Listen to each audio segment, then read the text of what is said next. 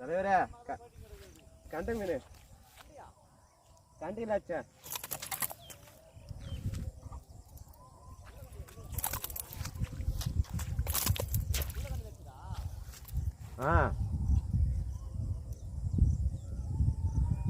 bro மூணாவது மீன் bro கண்டியில் மூணாவது மீன் கண்டியில் மாறிச்சு பின்னாடி பக்கம் தான் ப்ரோ ஏறிக்குது